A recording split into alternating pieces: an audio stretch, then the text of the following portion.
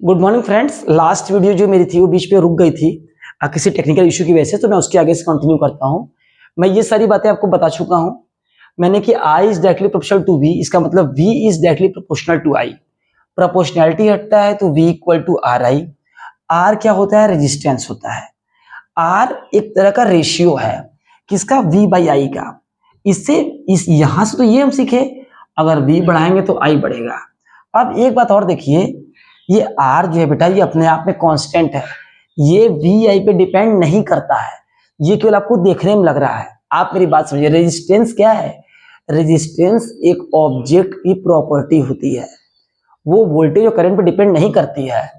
तो क्या होता है, यहां से एक चीज समझ में आया, बस ये एक रिश्ता समझ में आया कि आर जो है इनवर्सली प्रोपोर्शनल है करंट के। मैंने आपको शुरू में बता रखा है, अगर कहीं रुकावट बढ़ाएंगे, रेजिस्टेंस बढ़ाएंगे तो करंट जो है वो घट जाएगी, स्पीड घट जाएगी।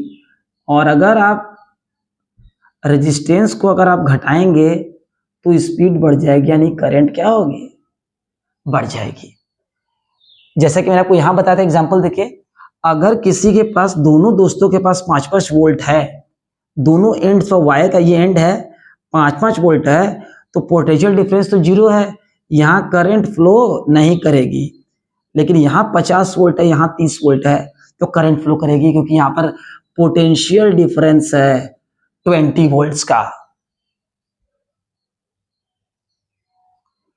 भैया अगर आपके पास भी 5 रुपए है, आपके दोस्त के पास भी 5 रुपए है, तो मुझे लगता है कि कोई किसी से बहुत उससे दब के बात करेगा, कोई टेंशन नहीं होगा, सब लोग बराबर ईगो में रहेंगे।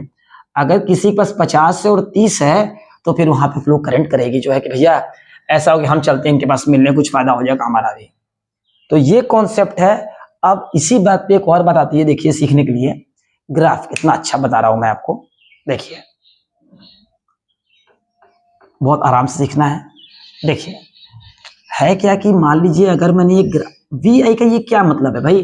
वी बाई आई क्या है? ये वी है, ये आई है, मैंने आपको मोशन ग्राफ बनाना सिखाया था, ये कांस्टेंट है।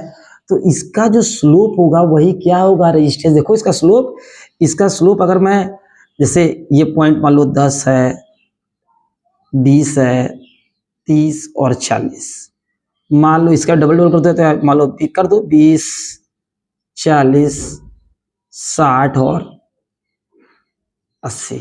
तो एक पॉइंट ये ले लिए, एक पॉइंट ये ले लिए, एक पॉइंट ये ले लिए, एक पॉइंट ये ले लिए, ये पॉइंट ए बी सी और डी है। तो आपको रेजिस्टेंस एट ए निकालना है अगर, तो क्या करेंगे? वोल्टेज अपन करंट कितना आ रहा है? 2। इसकी यूनिट क्या होती है? ओम। ऐसे लिखते हैं साइन। आर बी 40/20, अभी भी कितना आ रहा है? 2 ओम। उसी तरह आर सी, सी पॉइंट देखिए 60/30, अभी भी कितना आ रहा है? 2 ओम। ये ठीक है, तो क्या है? डी पे वही आएगा। तो इससे ही समझ में आया कि रेजिस्टेंस एक रेशियो का कांस्टेंट वैल्यू हमें मिल रहा है, लेकिन रेजिस्टेंस ये तो बताता है हमें कि हम बढ़ेंगे तो क्या होगा, हम घटेंगे तो क्या होगा, लेकिन रेजिस्टेंस करंट और वोल्टेज पे डिपेंड नहीं करता है। क्यों? क्योंकि वो अपने आप में ही क्या है? कांस्टेंट है। तो ये किस पे डिपेंड करता है? कांस्टेंट है। अब रेजिस्टेंस डिपेंड करता है कुछ नई चीजों पर, देखते हैं क्या होता है और कैसे वो करता है, क्या रुकावट खेल है। ठीक है, चलिए आगे पढ़ते हैं टॉपिक रेजिस्टेंस का।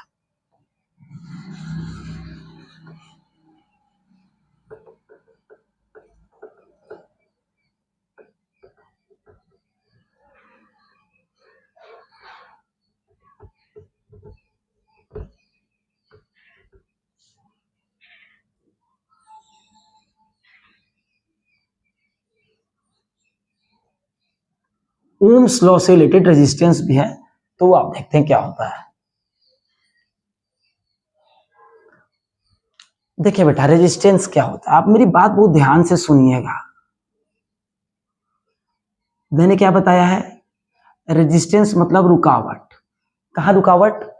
करंट के फ्लो के बीच में रुकावट। अब क्या मतलब है? देखो बेटा, अगर तुमको यहां से यहां अपने स्कूल पे जाना है, स्कूल पे, तो आप इसमें कि ये रुकावट जो रेजिस्टेंस है किस पे डिपेंड करेगा। ये स्कूल की दूरी भी है और ये कंडक्टर है, कंडक्टर। और इसका जो एरिया क्रॉस सेक्शन, जो तार का जो ये तार ऐसे होता है, ऐसे तार, तो ये तो उसका लेंथ हो गया, ये लेंथ हो गया यहाँ से यहाँ तक, और ये उसका एरिया क्रॉस सेक्शन हो गया, ये चीज, ये तार का, तो वो हो गया। तो रेजिस्टेंस लेंथ के डायरेक्टली प्रोपोर्शनल होता है और रेजिस्टेंस इनवर्सली प्रोपोर्शनल 1/A के। क्या मतलब इसका, देखिए आप समझेंगे। अच्छा बताओ, सड़क जितनी लंबी होगी उतना चांस है रेजिस्टेंस आने का बीच में। अगर दूरी 10-20 किलोमीटर है, 20 किलोमीटर, तो हो सकता है कि कहीं भी जाम लग जाए, तो उसका रेजिस्टेंस उसके लेंथ पे डायरेक्टली डिपेंड करता है। और अगर सड़क पतली है तो रेजिस्टेंस ज्यादा होगा, और सड़क अगर चौड़ी है, अगर एरिया ज्यादा है, तो रेजिस्टेंस कम होगा। नॉर्मल सी बात है। So resistance is directly proportional to length of the conductor and resistance is directly proportional to area of cross section of the conductor। इसलिए resistance directly proportional to, अरे सॉरी, L by A दोनों का multiply कर दिए। सो resistance जब ये हटता है तो ये था रो L by A। ये L क्या है? L है लेंथ ऑफ कंडक्टर। एक एक बात सीखते चलेंगे। ए क्या है? Area of cross section of conductor.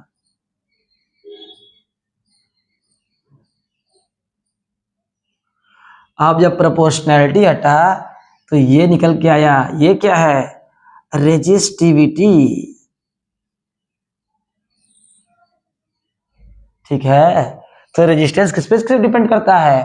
तो रेजिस्टेंस डिपेंड्स अपॉन, देखिए अब आप लिखेंगे रेजिस्टेंस, यहीं से लिखेंगे आप, रेजिस्टेंस डिपेंड्स ऑन, पहला लेंथ ऑफ कंडक्टर, दूसरा area of conductor, area of cross section of conductor, तीसरा nature of material, nature of material मतलब क्या? रेजिस्टिविटी, और चौथा टेम्परेचर। ठीक है भैया, सबसे इंपॉर्टेंट क्या है? बाकी सबको याद रहता है लेकिन नेचर ऑफ मटेरियल नहीं याद रहता है भाई।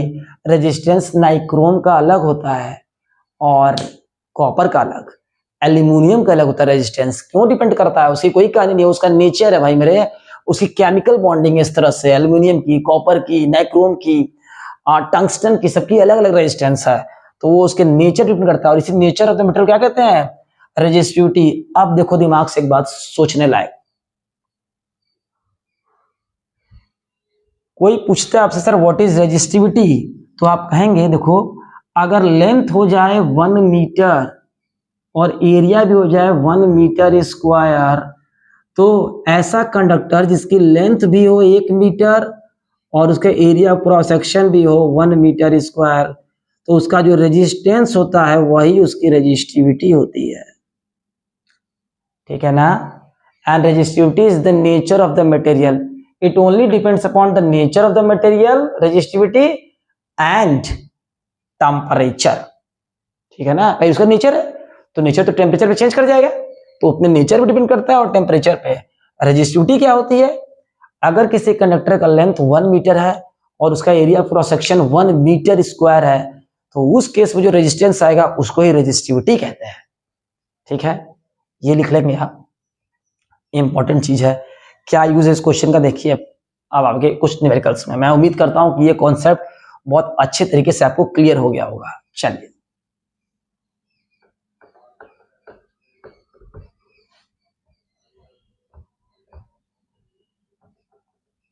मैं एक एक कॉन्सेप्ट आपको बताऊंगा बहुत आराम से।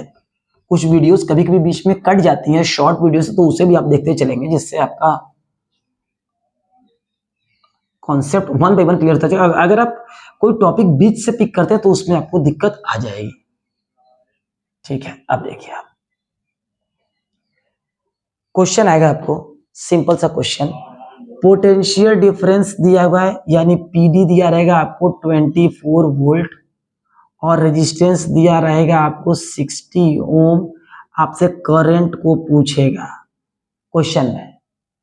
an electric bulb of potential difference, a battery of potential difference itna is applied across a wire of resistance 60 ohm, what is the current flowing in that?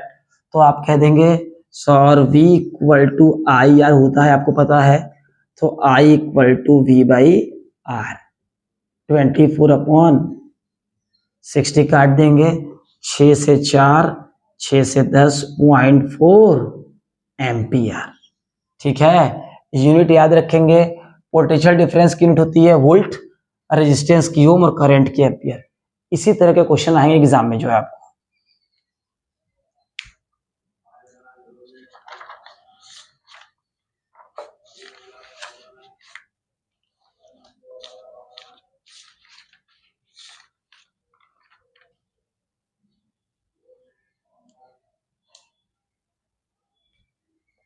अब देखिए कुछ बातें और थोड़ा सीख लीजिए आप। देखिए रेजिस्टेंस से रिलेटेड,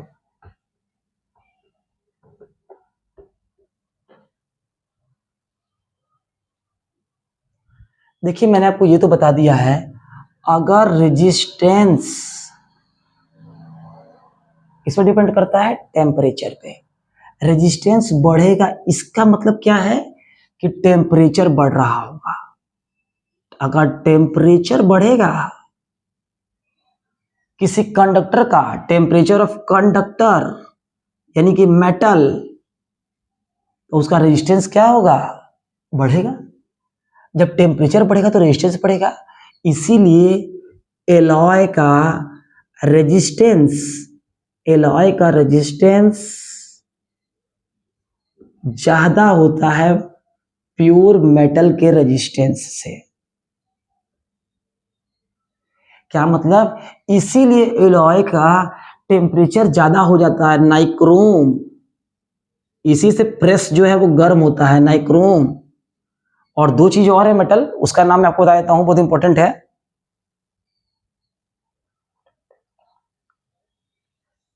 कॉन्स्टेंटेन, कॉन्स्टेंटेन और मैंगनीन।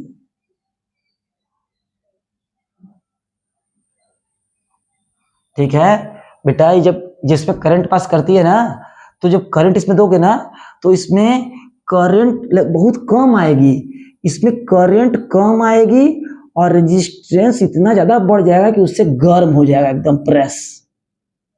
यही नाइक्रोम कॉइल कहाँ लगी होती है, प्रेस में गर्म करने के लिए, आयरन प्रेस में, आयरन आयरन में प्रेस में, आयरन प्रेस। ठीक है, तो इस तरह से आपको कुछ जनरल नॉलेज की बातें भी याद हो जाएंगे कि आयरन प्रेस में क्या होता है, नाइक्रोम की वाइंडिंग्स होती है, जब उसमें इलेक्ट्रिसिटी देते हैं ना, क्यों ज्यादा हो जाती है, क्योंकि अलॉय का रेजिस्टेंस ज्यादा होता है। जिसका रेजिस्टेंस ज्यादा होगा उसका मतलब कि वो ज्यादा हीट जनरेट कर सकता है। जब गर्म हो जाएगा मतलब बिना पिघले एब्जॉर्ब कर लेगा हीट को, तो जब एब्जॉर्ब कर लेगा तो नाइक्रोम, कॉन्स्टेंटेन, मैग्नीज सब हैं, जिनसे आपका बनता है ब्रेड टोस्टर, प्रेस, और ये सब सभी चीजें इससे बनती है। तो मुझे उम्मीद है कि इतना कॉन्सेप्ट आपको क्लियर होगा रेजिस्टेंस के बारे में। अब कुछ बातें और, सर्किट डायग्राम कैसे बनाते हैं सर, क्या करते हैं, उसके बारे में देखिए आप।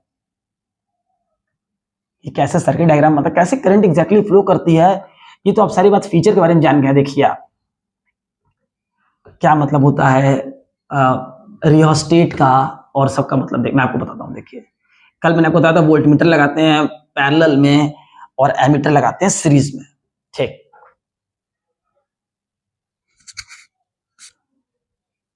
देखिए एक बात, आप सर्किट डायग्राम बहुत आराम से देखिए।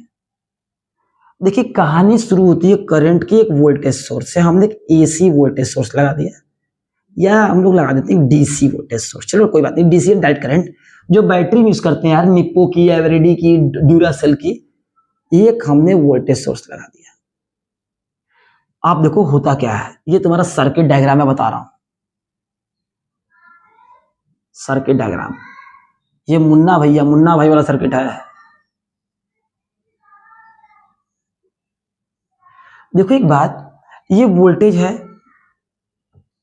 अब इसमें कोई करंट फ्लो करेगी नहीं, क्योंकि ये तो खुला हुआ है यार, कुछ इसमें जुड़ा नहीं है। ये वायर जा रहा है, ये वायर, ये है वोल्टेज सोर्स। मान लो ये वोल्टेज है 10 वोल्ट, 10 वोल्ट की बैटरी है हमारे पास।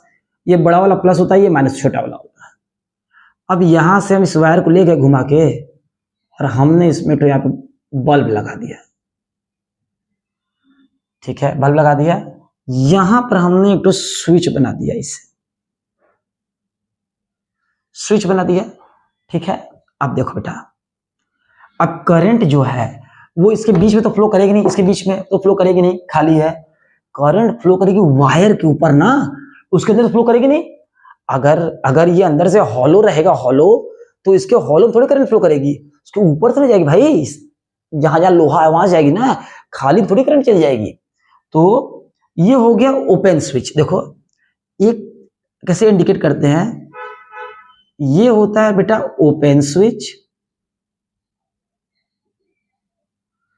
और बेटा इसी डंडी जब हम इसके ऊपर लगा रख देंगे इसे ना, तो ये होता है क्लोज स्विच।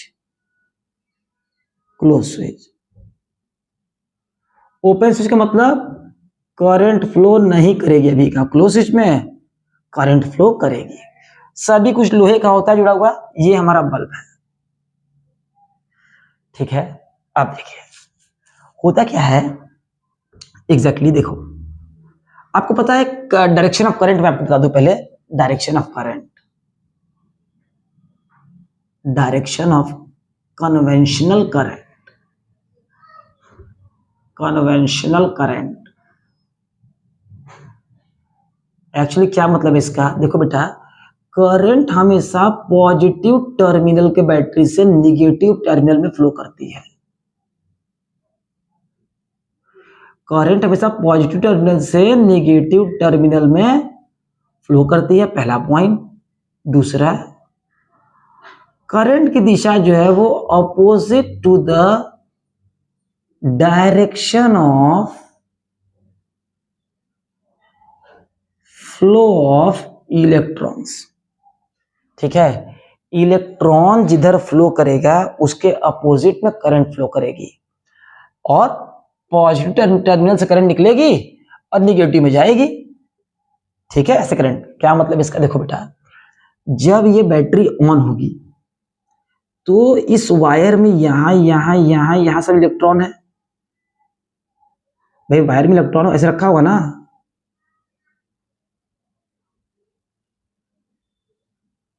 तो ये इलेक्ट्रॉन को निगेटिव टर्मिनल, जब इलेक्ट्रॉन भी निगेटिव ये भी निगेटिव, ये इलेक्ट्रॉन को इधर ढकेलेगा, ऐसे ढकेलेगा, ये इलेक्ट्रॉन जा रहा है, देख रहे हो। तो इसके जब इलेक्ट्रॉन इधर ढकेलेगा तो करंट इसके उल्टे ये वायर में ये करंट फ्लो करेगी, ठीक है। करंट की दिशा क्या है, ऐसे रहेगी, देख रहे हो, क्लॉकवाइज, और ये जाएगी एंटी क्लॉकवाइज। तो अभी करंट नहीं फ्लो कर रही है क्योंकि ओपन स्विच है। जब स्विच को हम सटा देंगे इसमें तो 10 वोल्ट का पोटेंशियल डिफरेंस है, ये 0 वोल्ट पे 10 पे है, 10 वोल्ट का पोटेंशियल डिफरेंस दिखा रहा है, और ये 10 वोल्ट से करंट फ्लो करेगी और ये बल्ब यहां पर, बल्ब जो है वो ग्लो कर जाएगा, क्योंकि ये वायर भी मेटल का है, बल्ब भी मेटल से जुड़ा हुआ है, बैटरी मेटल जुड़ी हुई है। अगर बीच में कहीं तार टूट गया तो कोई बल्ब में लाइट नहीं पहुंचेगी, अगर बीच में कहीं कोई प्लास्टिक लगा दिया तो लाइट फ्लो नहीं करेगी। वायर टू वायर जा रहा है तो बल्ब हमारा ग्लो कर रहा है, और इलेक्ट्रॉन के अपोजिट दिशा में करंट फ्लो कर रही है, इसी को कहते हैं conventional direction of current. Open switch, close switch आप समझ गए हैं, कन्वेंशनल डायग्राम आप समझ गए हैं, ठीक है। तो ये भी आपको सर एग्जाम में एक्सप्लेन करने के लिए आ जाएगा। कुछ डायग्राम देखेंगे ये क्या क्या डायग्राम सही है या नहीं। कभी यहाँ पर देखो करंट, अब आपसे पूछेगा बेटा करंट फ्लो करेगी, यहां पर स्विच खोल देगा, तुम कहोगे नो सर करंट फ्लो नहीं करेगी। ये तार यहां पे जोड़ देगा, इस तार को यहां काट देगा, कि जुड़ेगी, नो सर करंट फ्लो नहीं करेगी ना। इस पॉजिटिव को लाके पॉजिटिव में ही जोड़ देगा, करंट फ्लो करेगी, नहीं करेगी भाई मेरे। जिस तरह से बनाए थे उसी तरह से करंट फ्लो करेगी। एक टर्मिनल पॉजिटिव एंड से ऐड होना चाहिए, एक टर्मिनल निगेटिव एंड से। देखो एक एंड और एक एंड, सब कुछ वायर का होना चाहिए, मेटल का, और बल्ब होना चाहिए, ठीक है।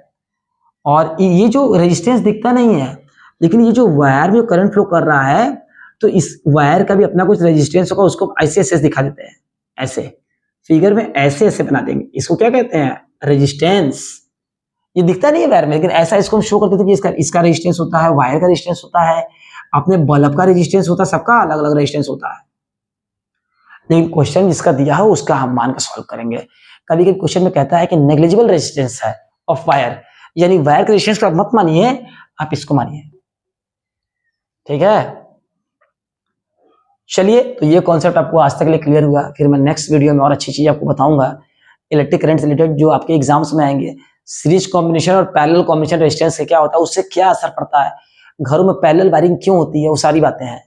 तो तब तक के लिए आप मेरे वीडियो को लाइक करें, शेयर करें, सब्सक्राइब करें। और देखिए, मैं कंटिन्यू पढ़ाने में आपको, भले ही मेरा लाइक्स आए या ना है, भले आप मुझे शेयर करें या ना करें, लेकिन मैं कंटिन्यू हूं, तो प्लीज आप भी मेरी सहायता करें और बहुत ज्यादा नॉलेज लें मुझसे, जो है अच्छे तरीके से, ठीक है। तब तक के लिए लाइक करें, शेयर करें, सब्सक्राइब करें और चैनल नाम ना भूलें, Abhishek Kumar Singh, Aryabhatta tutorials. Bye bye.